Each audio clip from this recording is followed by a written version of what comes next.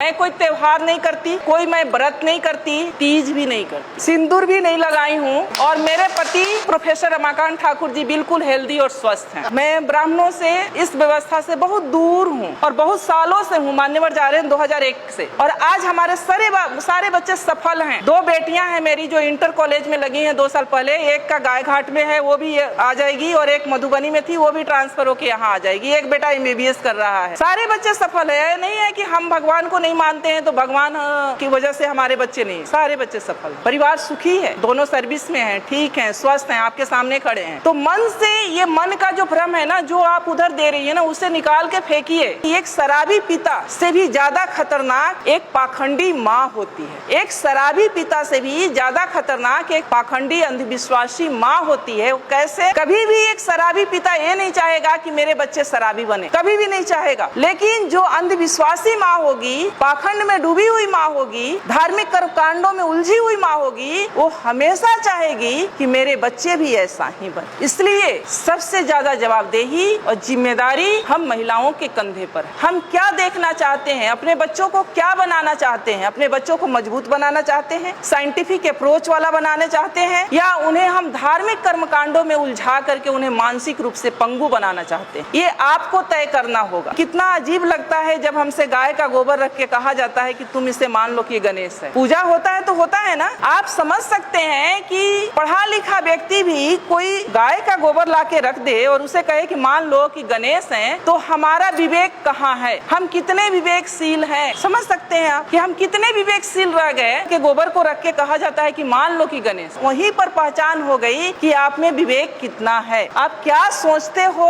और क्या नहीं सोच सकते हो, सोचने की क्षमता आपकी कहाँ तक है। मानसिक टेस्ट, वो पैरामीटर, तो आप उन सब चीजों से निकले। बुद्ध शरण हंस जी लिखे हैं 4 खूंटे जिसमें हम लोग बंधे हुए हैं। उन 4 खूंटों को उखाड़ फेंकना है। पहला है ब्राह्मण पुरोहित। घर बनाते हैं हम, गृह प्रवेश किसके अनुसार होता है? गृह प्रवेश किसके अनुसार होता है? ब्राह्मण के अनुसार। बच्चे पैदा करते हैं हम, नामकरण कौन करता है?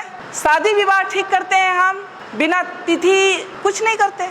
तो वो जानता है, जबकि वो ऐसा है कि वो आपसे हो सकता है कि बिना पढ़ा लिखा ब्राह्मण हो, कुछ नहीं जानता हो, लेकिन वो जैसे नचाएगा आप वैसे नाचेंगे। दूसरा खूंटा है उनके शास्त्र, जो उन्होंने शास्त्र लिखे हैं। वेद है, उपनिषद है, गीता है, महाभारत है, मनुस्मृति है, जिसमें महिलाओं के लिए पता है आप लोगों को क्या लिखा है? महिलाएं एक लता की समान है। लता मतलब समझती हैं, जो ये बेल होती है, बेल, तुरई की बेल होती है, लौकी की बेल होती है, उसके समान है। यानी उसमें कोई दम नहीं होता है, कोई शक्ति नहीं होती है, उसको ऊपर चढ़ने के लिए सहारे की जरूरत होती है। उसी तरह से महिलाओं को माना है कि महिलाएं एक लता के समान है, जिसे बचपन में पिता के अधीन, युवावस्था में पति के अधीन और वृद्धावस्था में पुत्र के अधीन रहना चाहिए। आगे कहता है कि महिलाएं नरक की द्वार हैं। कितनी गालियां दी गई है। तीसरा है उनके त्योहार। मैंने अभी कहा कि त्योहार का मतलब होता है तुम्हारी हार। यानी हम जो भी त्योहार मनाते हैं, अगर उसका सही तरीके से विश्लेषण किया जाए तो हम अपने महापुरुषों के हार का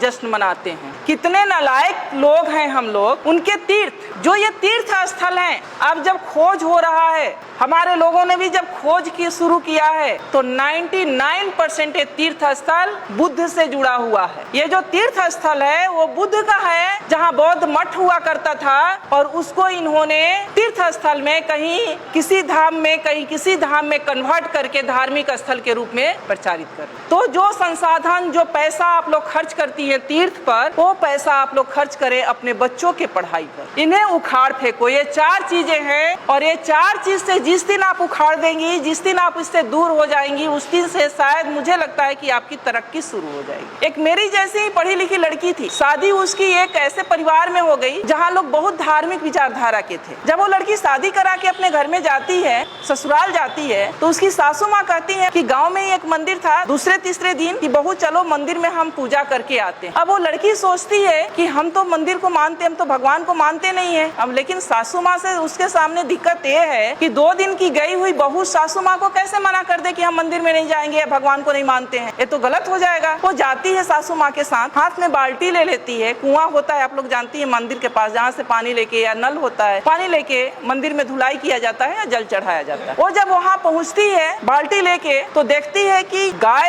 का मूर्ति बाहर बना हुआ है। वो गाय के थन के नीचे बाल्टी रख देती है। सासू माँ अभी ये गाय दूध देगी तो घर ले चल के खीर बनाएंगे। उसकी सासू माँ हंसने लगती है कि मेरी बहू तो पागल है, पत्थर की गाय कहीं दूध देगी, मैंने तो ये सोचा था कि ये गाय दूध देगी और हम घर में जाके खीर बनाएंगे। वहाँ से बाल्टी उठा लेती है। फिर वो थोड़ा आगे बढ़ती है तो वहाँ पर शंकर जी का मूर्ति लगा रहता है, तो उनके गले में एक सांप फुफकार रहा होता, तो वो डरने का नाटक करती है और पीछे हट जाती है, सासू माँ से चिपक जाती है। सासू माँ अभी तो ये नाग मुझे डस लेगा। फिर उसकी सासू माँ हंसती है कि क्या वास्तव में मेरी बहू पागल है क्या? ये कहती है कि पत्थर का नाग मुझे डस लेगा, तो कहती है तुम पागल हो गई हो क्या, ये तो पत्थर का है, ये क्या तुम्हें डस सकता है? सासू माँ उसको अंदर ले जाती है जहाँ एक देवी की मूर्ति रहती। फिर उसकी सासू माँ कहती है कि बेटा देवी के चरणों में ये सब चढ़ा के देवी से आशीर्वाद ले लो, ये माँ बहुत आशीर्वाद इनका फलीभूत होता है, तुम आशीर्वाद ले लो। जब ये बात उसकी सासू माँ कहती है तब वो लड़की कहती है, अपने सासू माँ के चरणों में गिर जाती है, कहती है कि माँ पत्थर की गाय अगर दूध नहीं दे सकती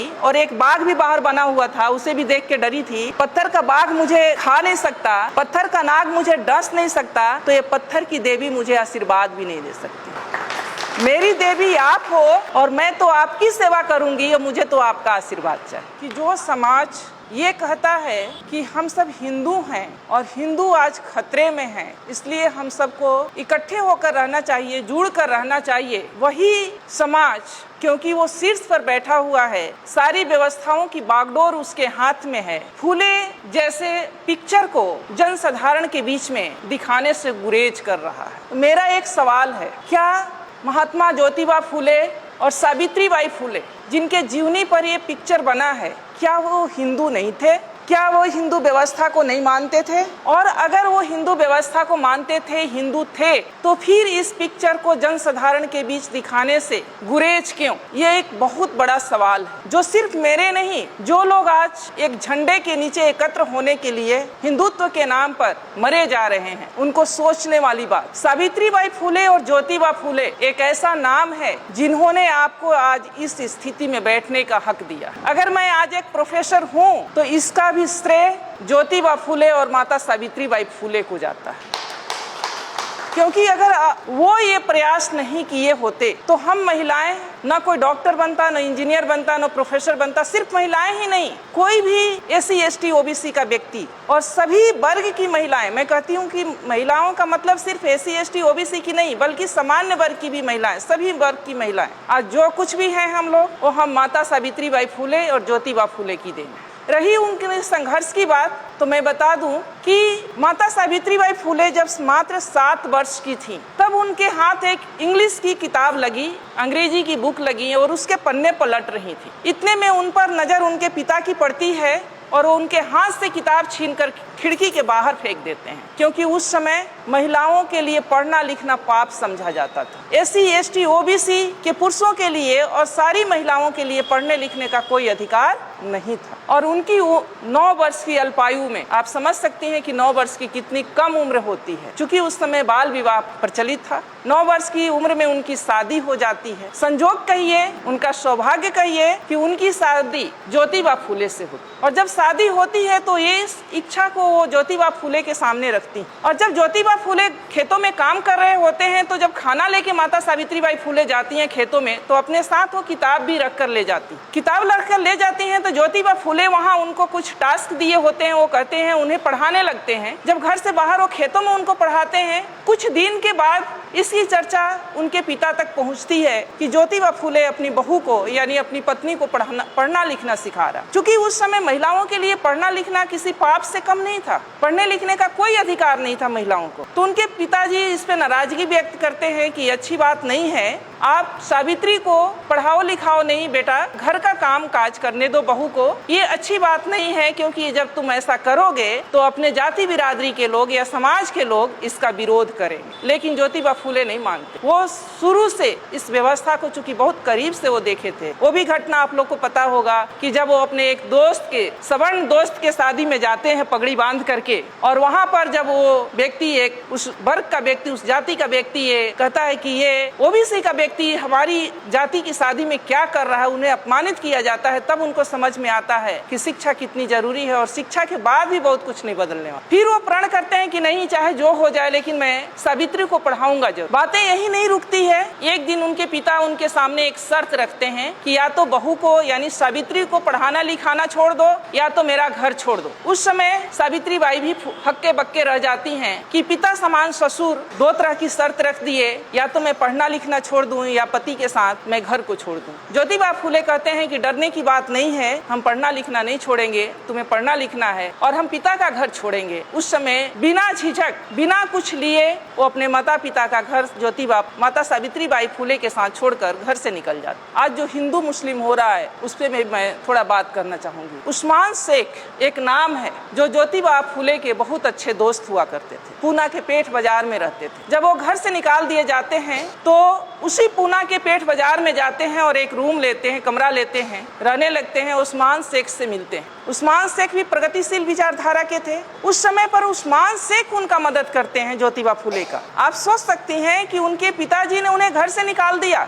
बहू के साथ। ये भी नहीं सोचा कि बेटा जाएगा तो रहेगा कहाँ, इसके पास कोई रोजगार है न कोई नौकरी है। लेकिन उस दोस्त ने उन्हें पनाह दी। उनके रोजमर्रे की जितने सामान थे वो खरीद के उन्होंने दिया। अपने घर का एक कोना उन्हें स्कूल खोलने के लिए दी और वहाँ पर वो स्कूल खोलते। सावित्री बाई फूले का पढ़ाई लिखाई जारी रहता है। उस्मान शेख जी की एक बहन होती हैं फातिमा शेख, वो और सावित्री बाई फूले। फिर उनकी चिंता बढ़ती है, इसीलिए वो सावित्री बाई फूले को पढ़ा रहे थे कि ताकि लड़कियों को पढ़ाने में सुविधा हो जाए। वो अपने समाज में एसी एसटी ओबीसी और महिलाओं के लिए शिक्षा का अलख जगाना चाहते थे। दोनों ने मिलकर स्कूल खोला। जब सावित्री बाई फूले स्कूल जाया करती थी पढ़ाने के लिए, ऐसा नहीं था कि वो स्कूल किसी जाति विशेष के लिए था या किसी वर्ग विशेष के लिए था। वहाँ महिलाओं के लिए था, बच्चियों के लिए था और किसी भी कास्ट की, किसी भी जाति की बच्चियां जा सकती थी पढ़ने के लिए। उन पे गोबर और कीचड़ फेंके गए, उन्हें गालियां दी गई, उन्हें पत्थरों से मारा गया, उनका अपमान किया गया। लेकिन वो झुकी नहीं, न वो रुकी, अनवरत उस काम में लगी रही। फिर जब इस बात से उन्हें परेशानी हुई तो माता सावित्री बाई फूले और ज्योतिबा फूले ने कि कीचड़ भरे कपड़ों में कैसे बच्चों को पढ़ाया जाए, तब उन्होंने एक बीच का रास्ता निकाला कि ये काम तो हमें नहीं छोड़ना है जो हमने स्कूल खोला है बच्चियों को पढ़ाने का है। तो एक कपड़ा, एक साड़ी वो अपने साथ थैले में करके ले जाती थी और एक साड़ी पहन कर जाती थी। जिस साड़ी पर गोबर और कीचड़ फेंके जाते थे उस साड़ी को खोल करके रख देती थी और दूसरा साड़ी पहनकर बच्चियों को पढ़ाती थी। और फिर जब आना होता था तो वो साड़ी खोल के रखती थी और गोबर और कीचड़ वाली साड़ी पहनकर घर। आप सोच सकती हैं कि वो महिला जिनके कोई औलाद नहीं थे, सावित्री बाई फूले के कोई अपने बच्चे नहीं थे, अपने संतान नहीं थे, इसके बावजूद भी उन्होंने इतना अपमान क्यों झेला दूसरी लड़कियों को पढ़ाने। आज हम लोग अगर सावित्री बाई फूले की चर्चा कर रहे हैं तो उसके पीछे का राज यही है कि वो निस्वार्थ भाव से पूरे समाज की महिलाओं को मुख्य धारा से जोड़ने के लिए उन्होंने ये काम किया। और इसमें हजारों रोड़े आए, उन्हें घर से निकाला गया, उन्हें अपमानित किया गया, उन पर कीचड़ और गोबर फेंके गए, फिर भी वो कभी रुकी नहीं। फूले दंपति इतना अपने काम के प्रति अड़िग थे कि लाखों परेशानियां आने के बावजूद भी वो दोनों रुके नहीं। इतना ही नहीं, उस समय चूंकि कम उम्र में शादी हो जाती थी तो लड़कियां कम उम्र में शादी होने की वजह से बाल विधवाएं भी हो जाती थी और एक बहुत बड़ा अत्याचार महिलाओं के ऊपर बाल विधवा के रूप में था। अगर कोई बाल विधवा हो जाती उसके बाल मुड़ दिए जाते। जैसा कि मान्यवर ने बताया, उसको अच्छा खाने का हक था,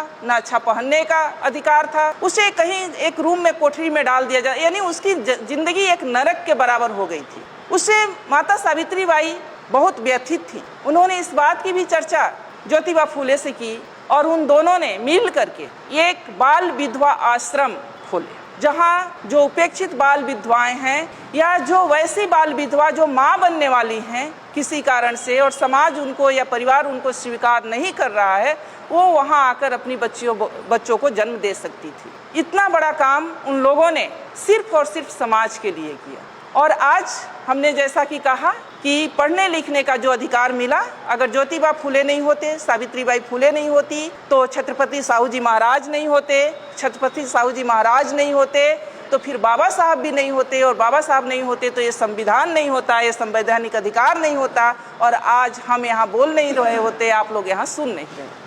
अब महिला सशक्तिकरण की बात हम करते हैं। महिला सशक्तिकरण, मैं ये नहीं मानती कि आज भी महिलाएं हमारी कमज़ोर हैं। हमारी महिलाएं सशक्त हुई हैं, ऊंचे ऊंचे पदों पर गई हैं, डॉक्टर बनी है, इंजीनियर बनी है, पायलट बनी है, जज बनी है, हर क्षेत्र में वो काबिलियत हासिल की हैं। लेकिन क्या उनका सशक्तिकरण की दिशा सही है? सवाल यहाँ है, क्या हम उस व्यवस्था को, उन महापुरुषों के त्याग और बलिदान को समझ पा रहे हैं जिसकी बदौलत आज हम यहाँ बैठे हैं, या हम हैं? नहीं।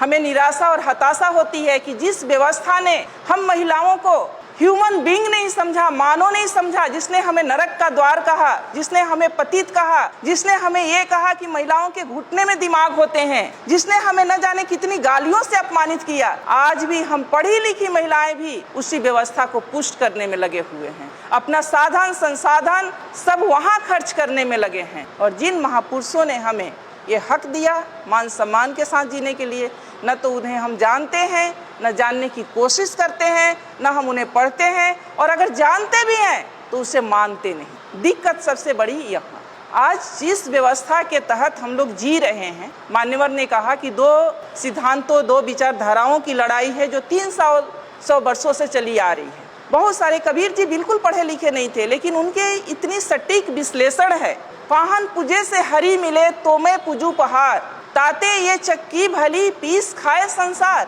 बिना पढ़ा लिखा व्यक्ति इतनी बड़ी बात कह गया, और हम लोग MA PhD डिलीट किए हुए व्यक्ति उसी पत्थर के चक्कर में अपने सारे पढ़ाई लिखाई को मिट्टी में मिला रहे। आज जो व्यवस्था चल रही है, और ये महिलाओं के बाद जो मान्यवर ने कहा, चाहे जो सब्जेक्ट में रखा गया कि महिलाओं को जागृत करना बहुत ज़रूरी है। अगर हम महिलाओं के महत्व की बात करें तो महामानव बुद्ध ने भी ये कहा है कि जो 8 रत्न होते हैं उनमें से महिलाएं सबसे महत्वपूर्ण है, सबसे श्रेष्ठ रत्न है।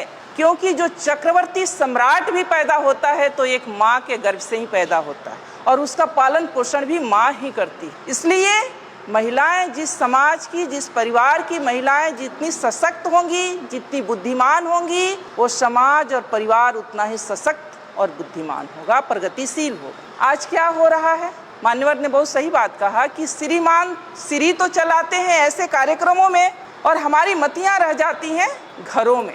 मैं नहीं कहती कि ये सारे दोष महिलाओं का है, ये सारा दोष महिलाओं का सिर्फ नहीं है, महिलाओं से भी ज़्यादा दोष पुरुषों का है, हमारे समाज के पुरुषों का है, जिनको ये भय है कि अगर हम अपनी महिलाओं को भी, हमारी महिलाएं भी अगर जागृत हो गई तो शायद हमारा पुरुषत्व पर ठेस पहुंचेगा। क्योंकि ये हमारा भारतीय समाज मातृ समाज था, मातृ परिवार का समाज था। सिंधु घाटी की सभ्यता को उठाकर पढ़ लीजिए, मोहनजोदड़ो की सभ्यता को उठा करके पढ़िए, मातृ सत्तात्मक परिवार हुआ करता था। माँ के नाम से परिवार का नाम होता था, वंश का नाम चलता था। लेकिन उस सभ्यता को, हमारे मूल सभ्यता को, हमारे मूल संस्कृति को मिटा करके ये जो संस्कृति और सभ्यता हम पर थोपी गई है, जिसके हम सब शिकार हैं, और आज हम उसी में आनंदित हो रहे हैं, ये गलत है। पढ़े लिखे होने के नाते हम लोगों को ये जानना बहुत ज़रूरी है कि हमारा दोस्त कौन है, हमारा दुश्मन कौन है, कौन सी मूल संस्कृति हमारी संस्कृति है और कौन सी मूल संस्कृति हमारी संस्कृति नहीं है। ब्राह्मणवादी व्यवस्था जो है, जिस व्यवस्था में आज हम लोग जी रहे हैं, वो व्यवस्था हमें गुलाम बनाने की व्यवस्था है, वो हमारी व्यवस्था नहीं है। अगर वो हमारी व्यवस्था रहती तो उस व्यवस्था में इतना ऊंच नीच नहीं रहता कि एक को पवित्र और दूसरे को अपवित्र समझा जाता। उसमें 6743 जातियां नहीं बनाई जाती, उसमें महिलाओं का इतना अपमान नहीं किया जाता जिसमें ये कहा जाता कि महिलाओं का अपना स्वतंत्र कोई अस्तित्व ही नहीं है। बचपन में वो पिता के अधीन, युवावस्था में पति के अधीन और वृद्धावस्था में पुत्र के अधीन रहने की अधिकारी है, यानी महिलाओं का अपना कोई अस्तित्व नहीं है। और हम महिलाएं उसी व्यवस्था में अपना सारा संसाधन, अपनी सारी एनर्जी खत्म किए जा रहे हैं। तो हमें समझना होगा जिस व्यवस्था के तहत हम लोग जी रहे हैं वो व्यवस्था हमारे लिए नहीं। हमारी व्यवस्था क्या है? जो हमारे महापुरुषों ने दिया है, जो ज्योतिबा फुले ने दिया है, जो सावित्रीबाई फुले ने दिया है, जो रामास्वामी पेरियार ने दिया है, जो बाबा साहब ने संवैधानिक आपको अधिकार दिया है, वो हमारी व्यवस्था है, जिसमें समानता असमानता जैसी कोई बात नहीं है, जिसमें समानता की बात कही जाती है, असमानता जैसी कोई बात नहीं है, बंधुत्व का बात है, भाईचारा की बात है। संवैधानिक अधिकार जो है, संवैधानिक जो विचारधारा है, उसके अकॉर्डिंग हमको व्यवहार करना होगा। हमें हर उस व्यवस्था को नकारना होगा जो असमानता पर आधारित है, जो बंधुत्व और न्याय की बात नहीं करता है। महिलाओं की बात है तो महिलाओं की जैसा कि बात आई, अभी बहुत सारी बातें आई। महिलाएं क्या है, महिलाओं को क्यों इतना गुलाम बनाया गया, महिलाएं क्यों इतना सॉफ्ट टारगेट हो जाती हैं, महिलाओं को क्यों अपने कलच में लोग ले लेता है, इसके पीछे का भी रीजन है। अब पढ़ी लिखी महिलाएं हैं तो बाहर निकलने लगी, लेकिन जब पढ़ी लिखी महिलाएं नहीं थी तो पुरुष अपने साथ उनको कहीं भी लेके जाते नहीं थे। वो घर में रहती हैं, वो संवेदनशील भी होती हैं। अगर कोई उनसे ये कह दे कि तुम्हारे परिवार पर, तुम्हारे पति पर या तुम्हारे बेटे पर इस तरह का ग्रह गोचर है और ये करोगी तो ठीक हो जाएगा, तो वो अपना सब कुछ न्यौछावर करने के लिए तैयार हो जाती है। और इसी उसके मनोविज्ञान का फायदा हमारे दुश्मनों ने उठाया। मैं आपसे एक सवाल करती हूँ कि जो माँ, यहाँ बिहार में कल्चर है कि चाहे वो महिला बिल्कुल बेड पर हो, बेड रेस्ट में हो, डॉक्टर ने उसे मना कर दिया हो हर चीज़ से, फिर भी अगर वो जिंदा है तो वो ज्योतिया व्रत नहीं छोड़ती हैं। ऐसा है ना, ज्योतिया करेंगी ही करेंगी, क्योंकि कहा जाता है कि ये ज्योतिया जो है वो बच्चे के लिए है। तो जो माँ या जो महिला इतना 24 घंटे का बिना पानी के, बिना अपने बच्चे के सलामती के लिए व्रत कर सकती है, क्या उस महिला को झकझोर दिया जाए और बता दिया जाए कि असली तुम्हारी संस्कृति क्या है, तो क्या वो अपने बच्चे के उन्नति के लिए वो स्वीकार नहीं करेगी? जरूर करेगी। तो दोष हमारी महिलाओं में सिर्फ नहीं है, दोष हमारे पुरुषों में भी है कि जो हमारे पुरुष खुद ब्राह्मणी व्यवस्था के गुलाम हैं, वो अपनी महिलाओं को अपना गुलाम बना के रखना चाहते हैं। तो हमारी महिलाएं दोहरी शिकार हो रही हैं। तो पहले पुरुषों को भी तैयार होना होगा, पहले हमारे समाज के पुरुषों को मानसिक रूप से तैयार होना पड़ेगा और अपने महापुरुषों की विचारधारा को अपने घरों तक ले जाना पड़ेगा। और अगर वो वहाँ पर, कई बार होता है कि महिलाएं हमारी बहुत जल्दी नहीं समझ पाती, क्योंकि उन्होंने जो बचपन से देखा है, अपने माँ के आंचल में जो देखा है कि माँ हमारी व्रत करती थी, त्योहार करती थी, पूजा पाठ करती थी, और अचानक आप उनसे कहें कि आपको कोई व्यवहार पर्व नहीं करना है, तीज त्योहार नहीं करना है, तो वो नहीं मानेंगी। तो आपको उनको ऐसे प्रबोधनों में, जहाँ इस तरह के वैचारिक प्रबोधन होते हैं, वहाँ लेकर जाना चाहिए। वहाँ भी नहीं लेकर जा सकते हैं तो आप पतली पतली किताबें आती हैं, उस तरह की किताबों को उनको देना चाहिए ताकि वो पढ़ें। सोशल मीडिया पर बहुत सारी चीज़ें आने लगी है, आप उनसे उनको अवेयर कराएं, क्योंकि ये बरसों की गुलामी 2 दिन में नहीं ख़त्म होने वाली। टाइम लगेगा, लेकिन वो ख़त्म होगा अगर महिला जिस समाज की और जिस परिवार की समझ गई एक बार। क्योंकि बाबा साहब ये कहते थे कि अगर महिलाओं की उसकी गुलामी का एहसास दिला दिया जाए तो उसकी बेड़ी को तोड़कर निकलने में उसे देर नहीं लगेगी। तो हमारे यहाँ जितने भी बहनें बैठी हैं, माताएं बैठी हैं, उनसे भी मेरा अनुरोध है, और जितने भी हमारे पुरुष भाई बैठे हैं उनसे भी अनुरोध है कि ये हम सभी को सहयोग से इस तरह के कार्यक्रमों को सफल बनाने के लिए, सहयोग से सभी को ये परिवर्तन के लिए। घरों में कई बार क्या होता है कि जब महिलाएं थोड़ी प्रगतिशील होती है और पुरुष प्रगतिशील नहीं होते हैं तो वहीं लड़ाई शुरू हो जाती है। पुरुष ये कहना शुरू कर देते हैं कि ये थोड़ी पढ़ लिख के क्या गई, ये बातों को नहीं मानती या मेरी बातों को नहीं मानती। और कई बार अब ये भी देखा जाता है, उसका दूसरा भी पक्ष है कि महिलाएं जब पढ़ लिख जा रही हैं, लड़कियां जब पढ़ लिख जा रही हैं, तो वो भी पुरुषों को तरजीह नहीं दे रही हैं। तो मैं यहाँ पर ये भी कहना चाहूँगी कि पुरुष और महिला दोनों एक साइकिल का जो 2 चक्के होते हैं, 2 पहिए देखा आप लोगों ने साइकिल, अगर एक पहिए को पंचर कर दिया जाए और दूसरे का टायर ट्यूब सही रहे तो क्या जहाँ पर जाना है वहाँ तक हम उस साइकिल से पहुँच सकते हैं? नहीं पहुँच सकते ना। तो इसीलिए पति पत्नी का सामंजस्य होना, वैचारिक सामंजस्य होना बहुत जरूरी है, एक दूसरे को सपोर्ट करना बहुत जरूरी है। और अगर पति अगर प्रगतिशील हैं, इस तरह के प्रबोधनों से अगर वो सशक्त हो गए हैं और पत्नी नहीं किसी तरह से मान रही हैं, तो आप उन्हें ब्लेम मत करें कि वो नहीं मानती हैं। आप एक तो उनको ऐसे कार्यक्रमों में ले जाएं, दूसरे में पतली पतली किताबें दें, उनसे धीरे धीरे बातें करें, उन्हें बताएं, तभी वो सशक्त हो सकती हैं या सुन सकती हैं, आपको बातों को समझ सकती। अभी जो समाज में ये चल रहा है, देश में ये चल रहा है कि हिंदू असुरक्षित हैं, और हिंदुओं एक हो जाओ। मुस्लिम सिर्फ बहाना है, टारगेट पर SC ST OBC हैं, मूल निवासी हैं। जो आपको ये दिखाया जा रहा है हिंदू मुस्लिम का सीन, वो वास्तव में हिंदू मुस्लिम का सीन नहीं है। हिंदू मुस्लिम के आड़ में SC ST OBC को कैसे घुटने पर लाया जाए, जो थोड़ा सा ऊपर उठ गया है, कैसे उसे बर्बाद किया जाए, ये पूरे षड्यंत्र देश में चल रहा है। अब है कि स्त्रियों का शोषण सबसे ज़्यादा कहाँ हो रहा है, तो स्त्रियों का शोषण सबसे ज़्यादा धर्मों ने किया है। जो धर्म,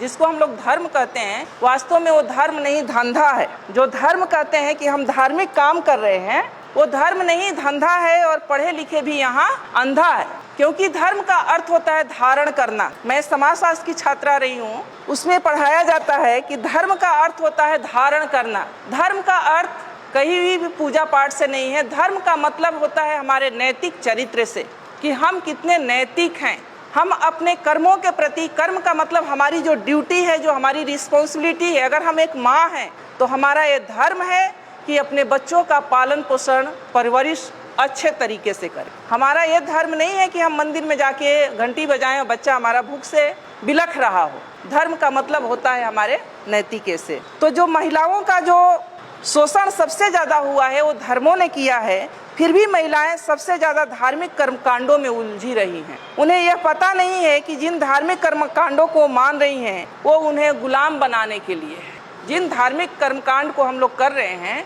वो कुछ और नहीं है। जैसा उमा शंकर जी ने कहा कि महिलाओं के लिए व्रत त्यौहार इसलिए रखा गया कि जब वो माँ बनने वाली रहे और उपवास करे तो जो बच्चों को पौष्टिक आहार मिलना चाहिए वो न मिले और बच्चा जो है वो किसी तरह से माने हष्ट पुष्ट न हो। तो महिलाओं का इसीलिए किया गया कि महिलाएं किसी भी समाज की रीढ़ होती हैं, किसी परिवार की रीढ़ होती हैं। जिस परिवार की महिला पढ़ी लिखी होगी, मजबूत होगी, फिजिकली या मेंटली मजबूत होगी जिस परिवार के, उस परिवार के बच्चे भी मेंटली और फिजिकली मजबूत होंगे। जो महिलाएं देखती होंगी आप कि जो माँ बीमार सी है उसके बच्चे भी बहुत हष्ट पुष्ट नहीं होते।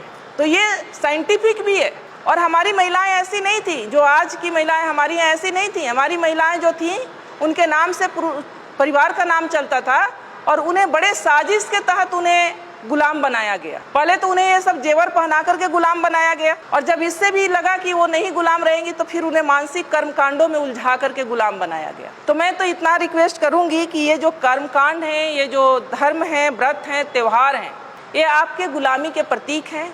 जो त्योहार हैं वो आपके, त्योहार के मतलब होता है तुम्हारी हार। यानी ये सब हम लोग जो त्योहार मनाते हैं, वास्तव में हिंदू पर्व त्योहार, वो हम अपने ही पूर्वजों की हार का जश्न मनाते हैं। हम लोग अपने ही पूर्वजों के हार का जश्न मनाते हैं। और कहा गया है कि एक शराबी पिता से भी ज़्यादा खतरनाक एक पाखंडी माँ होती है। एक शराबी पिता से भी ज़्यादा खतरनाक एक पाखंडी अंधविश्वासी माँ होती है। कैसे? कभी भी एक शराबी पिता ये नहीं चाहेगा कि मेरे बच्चे शराबी बने, कभी भी नहीं चाहेगा। लेकिन जो अंधविश्वासी माँ होगी, पाखंड में डूबी हुई माँ होगी, धार्मिक कर्मकांडों में उलझी हुई माँ होगी, वो हमेशा चाहेगी कि मेरे बच्चे भी ऐसा ही बने। इसलिए सबसे ज़्यादा जवाबदेही और जिम्मेदारी हम महिलाओं के कंधे पर है। हम क्या देखना चाहते हैं, अपने बच्चों को क्या बनाना चाहते हैं? अपने बच्चों को मजबूत बनाना चाहते हैं, साइंटिफिक अप्रोच वाला बनाना चाहते हैं, या उन्हें हम धार्मिक कर्मकांडों में उलझा करके उन्हें मानसिक रूप से पंगु बनाना चाहते हैं? ये आपको तय करना होगा। अगर कोई भी माँ, मैं उदाहरण, कोई भी माँ अगर चाह ले कि मुझे अपने बच्चे को ऐसा बनाना है, तो मैं चाहती हूँ कि दुनिया की कोई भी ताकत उसे रोक नहीं सकती। अगर जो माँ अगर ठान ले कि मुझे अपने बच्चे को कैसा बनाना है, अगर चाह ले कि मुझे अपने बच्चे को एक सफल, सशक्त, मजबूत बनाना है, मानसिकता वाला, तो कोई भी दुनिया की ताकत उसको डिगा नहीं सकती। लेकिन कैसे वो बच्चा बनेगा? जब माँ ही उलझी रहेगी, माँ को देखेगा कि माँ हमारी मंदिर में घंटी बजा रही है, तो बच्चा अपने पर कैसे विश्वास, बच्चे को भी यही विश्वास होगा कि जब तक ये भगवान जी नहीं चाहेंगे हम कुछ नहीं बनेंगे। मैं ये नहीं कहती हूँ कि आप लोग एकदम पूजा पाठ को छोड़ दीजिए, लेकिन मैं एक छोटी सी कहानी आप लोग के सामने कहूँगी। एक मेरी जैसी ही पढ़ी लिखी लड़की थी, शादी उसकी एक ऐसे परिवार में हो गई जहाँ लोग बहुत धार्मिक विचारधारा के थे। जब वो लड़की शादी करा के अपने घर में जाती है, ससुराल जाती है, तो उसकी सासू माँ कहती हैं, वैसे भी अमूमन होता है कि गांव में ही एक मंदिर था, दूसरे तीसरे दिन कि बहू चलो मंदिर में हम पूजा करके आते हैं। अब वो लड़की सोचती है कि हम तो मंदिर को मानते, हम तो भगवान को मानते नहीं है। अब लेकिन सासू माँ से उसके सामने दिक्कत ये है कि 2 दिन की गई हुई बहू सासू माँ को कैसे मना कर दे कि हम मंदिर में नहीं जाएंगे, भगवान को नहीं मानते हैं, ये तो गलत हो जाएगा। वो जाती है सासू माँ के साथ, हाथ में बाल्टी ले लेती है, कुआं होता है आप लोग जानती है मंदिर के पास, जहाँ से पानी लेके या नल होता है, पानी लेके मंदिर में धुलाई किया जाता है या जल चढ़ाया जाता है। वो जब वहाँ पहुँचती है बाल्टी लेके तो देखती है कि गाय का मूर्ति बाहर बना हुआ है। वो गाय के थन के नीचे बाल्टी रख देती है। सासू माँ अभी ये गाय दूध देगी तो घर ले चल के खीर बनाएंगे। उसकी सासू माँ हंसने लगती है कि मेरी बहू तो पागल है, ये पत्थर की गाय कहीं दूध देगी। बोली अरे मैंने तो ये सोचा था कि ये गाय दूध देगी और हम घर में जाके खीर बनाएंगे। वहाँ से बाल्टी उठा लेती है। फिर वो थोड़ा आगे बढ़ती है तो वहाँ पर जो शंकर जी का मूर्ति लगा रहता है तो उनके गले में एक सांप फुफकार रहा होता है। तो वो डरने का नाटक करती है और पीछे हट जाती है, सासू माँ से चिपक जाती है। सासू माँ अभी तो ये नाग मुझे डस लेगा। फिर उसकी सासू माँ हंसती है कि क्या वास्तव में मेरी बहू पागल है क्या? ये कहती है कि पत्थर का नाग मुझे डस लेगा। तो कहती है तुम पागल हो गई हो क्या? ये तो पत्थर का है, ये क्या तुम्हें डस सकता है? तो बोली अच्छा नहीं डसेगा तो नहीं। तो लड़की समझती है दिमाग से कि अब मैं सही रास्ते पर हूँ, अब सासू माँ को समझाना थोड़ा आसान हो जाएगा। फिर उसके बाद सासू माँ उसको अंदर ले जाती हैं जहाँ एक देवी की मूर्ति रहती। फिर उसकी सासू माँ कहती हैं कि बेटा देवी के चरणों में ये सब चढ़ा के देवी से आशीर्वाद ले लो, ये माँ बहुत जो है आशीर्वाद इनका फलीभूत होता है, तुम आशीर्वाद ले लो। जब ये बात उसकी सासू माँ कहती हैं तब वो लड़की कहती है, अपने सासू माँ के चरणों में गिर जाती है, कहती है कि माँ अगर गाय का, पत्थर की गाय अगर दूध नहीं दे सकती और एक बाघ भी बाहर बना हुआ था उसे भी देख के डरी थी, पत्थर का बाघ मुझे काट नहीं खा नहीं सकता, पत्थर का नाग मुझे डस नहीं सकता, तो ये पत्थर की देवी मुझे आशीर्वाद भी नहीं दे सकती। मेरी देवी आप हो, मेरी देवी आप हो और मैं तो आपकी सेवा करूंगी और मुझे तो आपका आशीर्वाद चाहिए। आज समाज में क्या हो रहा है, मैं महिलाओं को थोड़ा आईना दिखाना चाहूँगी। आज समाज में क्या हो रहा है, हम बहुत धार्मिक बन रहे हैं, हम खूब पर्व त्यौहार कर रहे हैं, तीज त्यौहार कर रहे हैं, मंदिरों में जा रहे हैं, तीर्थ स्थानों पर जा रहे हैं और घर में हमारे बुजुर्ग को हम पूछ भी नहीं रहे हैं कि आप खाना खाएंगे या नहीं। वो हमें बोझ लग रहे हैं। हमारे वृद्ध हैं, हमारे बुजुर्ग वृद्धाश्रम में जा रहे हैं। तो ये कैसा धर्म है? धर्म ही करना है तो मानवता का धर्म करें, आप अपने बुजुर्गों का सम्मान दें। धर्म ही करना है तो अपने पति का साथ दें। धर्म ही करना है तो अपने बच्चों को सद्मार्ग दिखाएं, उनको अपना समय दें, उनको सही रास्ते पर ले जाएं, उनको जीवन में सफल बनाएं, उनमें वैज्ञानिक सोच भरें, साइंटिफिक सोच भरें उनमें। धर्म ये है, धर्म ये नहीं कहता कि आप जा करके, अगर यही धर्म होता तो हमारे महापुरुष भी यही धर्म किए होते। बाबा साहब लास्ट में जा करके उन्होंने कहा कि ये धर्म रहने के लायक नहीं है और उन्होंने लास्ट में जाके बौद्ध धर्म को स्वीकार किया। वो कहते हैं कि जो धर्म एक कुत्ता बिल्ली को गोद में पालता हो, घर में जाने का अधिकार देता हो और एक व्यक्ति को अछूत मान के उसे छूने पर भी छूना भी नहीं चाहता हो, वो धर्म नहीं हो सकता। तो हम लोग को साइंटिफिक विचार अपने में लाना होगा, तभी हम अपने महापुरुषों की बात कर सकेंगे, उनकी विचारधारा को अपना सकेंगे और उनके विचारों पर चल सकेंगे। एक बार मेरी बहस हो गई थी सोशल मीडिया पर कि मुझसे पूछा गया, कुछ बातें थी, मैंने उस पर कटाक्ष की कि कितना अजीब लगता है जब हमसे गाय का गोबर रख के कहा जाता है कि तुम इसे मान लो कि गणेश है। होता है ना, पूजा होता है तो होता है ना। आप समझ सकते हैं कि पढ़ा लिखा व्यक्ति भी कोई गाय का गोबर ला के रख दे और उसे कहे कि मान लो कि गणेश हैं, तो हमारा विवेक कहाँ है? हम कितने विवेकशील हैं? समझ सकते हैं आप कि हम कितने विवेकशील रह गए कि गाय को भी रख करके, गोबर को रख के कहा जाता है कि मान लो कि गणेश है। यानी आप वहीं पर पहचान हो गई कि आप में विवेक कितना है, आप क्या सोचते हो और क्या नहीं सोच सकते हो, सोचने की क्षमता आपकी कहाँ तक है। मानसिक टेस्ट, वो पैरामीटर, तो आप उन सब चीज़ों से निकलें। मेरा बस एक ही रिक्वेस्ट है कि उन 3-4 चीज़ करें। 4 खूंटे की बात कही गई है, IAS एक शायद मेरे पास है वो किताब, 4 खूंटे, बुद्ध शरण हंस IAS हैं। ये पतली सी किताब है, IAS हैं, ये कोई साधारण व्यक्ति नहीं है, समझ सकते हैं आप लोग। बुद्ध शरण हंस जी लिखे हैं 4 खूंटे, जिसमें हम लोग बंधे हुए हैं। उन 4 खूंटों को उखाड़ फेंकना है। अगर वास्तव में अपने महापुरुषों के प्रति थोड़ी सी भी हम लोगों की अंदर श्रद्धा है तो करना पड़ेगा, तभी हम, क्योंकि जब तक हमारे इस मन मस्तिष्क में कुछ लिखा हुआ है, जब ब्लैक बोर्ड देख रहे हैं, जब तक ब्लैक बोर्ड पर लिखा हुआ है, दूसरी चीज तब तक नहीं लिखी जा सकती जब तक कि उसको साफ न किया जाए। बिना साफ किए दूसरी चीज नहीं लिखी जा सकती। तो ये जो 4 खूंटे हैं उससे आपको उखाड़ना होगा। पहला है ब्राह्मण पुरोहित। घर बनाते हैं हम, गृह प्रवेश किसके अनुसार होता है? गृह प्रवेश किसके अनुसार होता है? ब्राह्मण के अनुसार। बच्चे पैदा करते हैं हम, नामकरण कौन करता है? शादी विवाह ठीक करते हैं हम, बिना तिथि कुछ नहीं करते। तो वो जानता है, जबकि वो ऐसा है कि वो आपसे हो सकता है कि बिना पढ़ा लिखा ब्राह्मण हो, कुछ नहीं जानता हो, लेकिन वो जैसे नचाएगा आप वैसे नाचेंगे। तो सबसे पहले तो इसको छोड़िए, पहला खूंटा। दूसरा खूंटा है उनके शास्त्र, जो उन्होंने शास्त्र लिखे हैं, वेद है, उपनिषद है, गीता है, महाभारत है, मनुस्मृति है। मैं तो कहती हूँ कि उनके वेदों को भी आपको पढ़ना चाहिए। शायद आप उनके वेदों को पढ़ लें, मनुस्मृति को पढ़ लें तो शायद कल्याण हो जाए।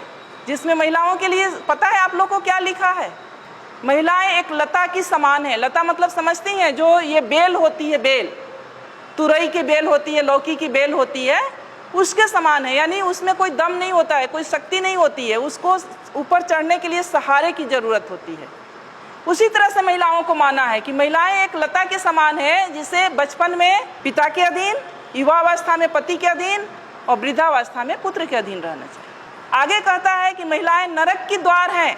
कितनी गालियां दी गई है। तीसरा है उनके त्योहार। मैंने अभी कहा कि त्योहार का मतलब होता है तुम्हारी हार। यानी हम जो भी त्योहार मनाते हैं, अगर उसका सही तरीके से विश्लेषण किया जाए तो हम अपने महापुरुषों के हार का जश्न मनाते हैं। कितने नालायक लोग हैं हम लोग, कितने नालायक लोग हैं हम लोग, जो हम अपने ही पूर्वजों के अपमान, जो उनका अपमान हुआ। देखिए मनुस्मृति, देखिए आ गया ब्राह्मणों का संविधान, जिससे आजकल चल रहे हैं हम सब, अभी भी चल रहे हैं। संविधान लागू होने के 75 साल बाद भी हमारा व्यवहार विचार सब इससे चल रहा है, संविधान से नहीं चल रहा है। क्योंकि अगर संविधान से चल रहा होता तो समता, समानता, बंधुत्व और न्याय की बात हो रही होती। तो दूसरा है कि उनके शास्त्र का से अपना नाता तोड़ लीजिए। उनके त्योहार, उनके तीर्थ, जो ये तीर्थ स्थल हैं, अब जब खोज हो रहा है, हमारे लोगों ने भी जब खोज की शुरू किया है, तो 99% ये तीर्थ स्थल बुद्ध से जुड़ा हुआ है।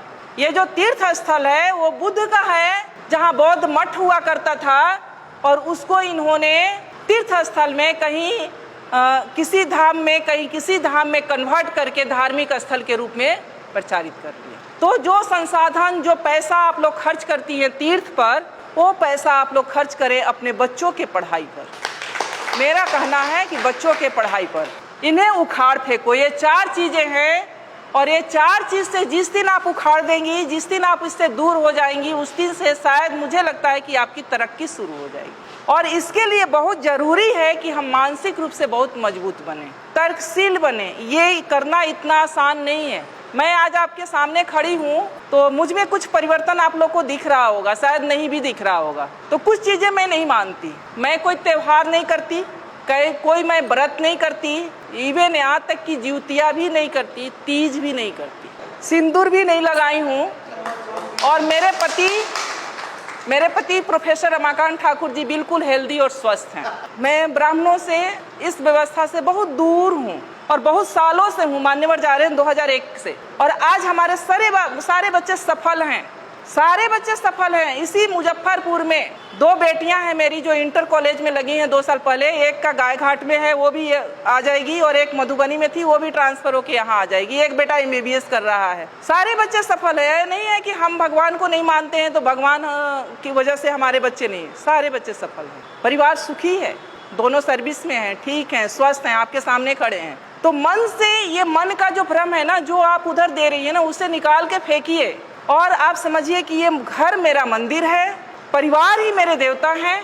मेरे बुजुर्ग जो हैं, मैं ये मानती हूँ कि जो हमारे बुजुर्ग हैं, माता पिता, सास ससुर, जब तक मेरे ससुर जी जिंदा रहे, हस्बैंड आते थे या नहीं आते थे, मेरा निजी मामला है, लेकिन कभी कभी कहना पड़ता है, मैं गांव में आकर के साल में 4 बार 5 बार मैं गांव में आकर के मैं अपने फादर इन लॉ के लिए रहती थी। क्योंकि मेरे फादर इन लॉ एक बार गए थे मुरादाबाद, मेरे बड़े जेठ नहीं हैं तो जेठानी जो हैं तो घर नहीं छोड़ के जा सकते थे, तो उनकी वजह से मैं आके साल में 4 बार 5 बार 5-5 6-6 दिन रहती थी उनकी सेवा के लिए। वो मेरे लिए देवता थे। मेरे माँ बाप, मेरे सास ससुर, वो मेरे बड़े बुजुर्ग मेरे लिए देवता थे। तो मैं यही अनुरोध, मेरी माता जी बैठी हैं, इनसे बड़ा देवता कोई नहीं है। ये जिनके घर में भी हैं उनसे, उनके घर के लिए मैं बताऊं कि उनसे बड़ा कोई देवता नहीं है। और कहीं उनको तीर्थ और मंदिर और मस्जिद और कहीं तीर्थ यात्रा पर जाने की जरूरत नहीं है जिनके घर में बुजुर्ग हैं और जिनके घर में बच्चे हैं। लेकिन इसके लिए आपको अपने अंदर से मजबूत बनना पड़ेगा, अपने भय को निकालना पड़ेगा, अपने डर को निकालना पड़ेगा। अगर सावित्रीबाई फूले भी हमें लोग के जैसा अगर उसी व्यवस्था में उलझी हुई होती, पेशवाओं का राज था उस समय, आप सोच सकती हैं कि कितना शक्ति थी, तो आज यहाँ उनका बैनर लगाकर और फोटो लगाकर हम लोग चर्चा नहीं कर रहे होते। तो उसको पढ़िए, उसको समझिए, उसको जानिए और आपके जो संसाधन हैं, जो पैसे हैं, जो समय है, उसको बचाइए अपने परिवार पर, अपने समाज पर और इस तरह के कार्यक्रमों में खर्च कीजिए। जो आप उधर खर्च करें इस तरह के कार्यक्रम में खर्च कीजिए, लोगों को इकट्ठा कीजिए, उनमें ये जागृति फैलाइए, ये विचार फैलाइए, तो शायद इससे ही हमारे समाज का कल्याण होना है। नहीं तो अगर हम उधर हैं तो उधर एक पशु से ज़्यादा हमारा महत्व नहीं है। उधर अगर हैं, हम जिस व्यवस्था में हम लोग जी रहे हैं, अगर उसी व्यवस्था में हैं तो किस स्थिति में हैं और क्या आपका महत्व है, आप लोग भी हमसे अच्छा जानते हैं। SC ST OBC के लिए क्या कहा गया है, उसको पढ़ने लिखने का अधिकार नहीं है, उसको संपत्ति रखने का अधिकार नहीं है, उसको अच्छा कपड़ा पहनने का अधिकार नहीं है, अच्छे मकान में रहने का अधिकार नहीं है। अगर उसके पास कुछ संपत्ति है तो उस पर पहला अधिकार ब्राह्मणों का बनता है, जो जब चाहे वो ले सकता है। तो क्या आप लोग चाहेंगे कि ऐसा हो? चाहेंगी? कोई माँ नहीं चाहेगी, कोई बहन नहीं चाहेगी कि हमारे बच्चों के साथ ऐसा हो। हर माँ, हर बहन यही चाहेगी कि हमारे जो बच्चे हों वो स्वतंत्रता के साथ, आज़ादी के साथ एक सशक्त मानव के रूप में ज़िंदगी जिए। तो उसके लिए व्यवस्था भी हम लोग को बनानी पड़ेगी, क्योंकि आज जिस व्यवस्था में थोड़ा सा हम लोग बोल पा रहे हैं, कह पा रहे हैं, हमारे महापुरुषों की देन है।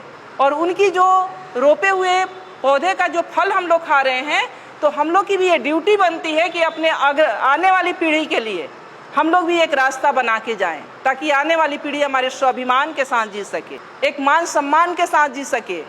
मेरा जो जीवन का अनुभव है मैं आपको बता सकती हूँ कि मैंने ऐसा नहीं है कि मैं शुरू में नहीं करती थी, मैंने 1-2 साल किया था। फिर मैं जहाँ पर रहती हूँ मैंने देखा कि जब मेरे घर से फ़ोन जाता था कि ज्योतिया है या तीज है, चूँकि मैं सर्विस में हूँ तो मुझे भी उतना आभास नहीं होता था, छुट्टी नहीं होती वहाँ उतनी। तो मैंने कहा कि वहाँ के लोग नहीं करते, कोई नहीं जानता ये ज्योतिया क्या होता है, ये तीज क्या होता है, वो दूसरे महीने में। तो मैंने अपने दिमाग में ये सोचा कि ऐसा कैसे हो सकता है कि बिहार की माँ के लिए बच्चे अपने इतने प्रिय हैं और यहाँ की माँओं के लिए बच्चे नहीं प्रिय हैं। ये तो पूरे इंडिया में एक दिन होना चाहिए, ये तो बड़ा घालमेल है। फिर मैंने 1-2 साल मेरे तर्क चला, फिर मैंने छोड़ दिया। हमने कहा ये सब कुछ नहीं है, मन का भ्रम है और मन के भ्रम के अंतर्गत ये सब कुछ हम लोग कर रहे हैं। तो ये सब एक तरह से हमारे मन का भ्रम ही है और उस भ्रम में हम लोग पड़े हुए हैं। और जब तक हम लोग उस भ्रम से निकलेंगे नहीं, तब तक हम अपना सांस्कृतिक जो हमारी अपना कल्चर है उसको अपना नहीं पाएंगे। तो इसलिए मेरा एक अनुरोध यही है कि आप लोग अपने महापुरुषों को पढ़ें, उन्हें सुने, उन्हें समझें, उन्हें जानें और उनके बताए हुए मार्ग पर चलने का प्रयास करें, ताकि हमारी आने वाली जो पीढ़ी है उससे भी एक अच्छा माहौल, एक अच्छा समाज और अपने महापुरुषों से जो मिली हुई आज़ादी है उसका उपभोग करने का अवसर मिले।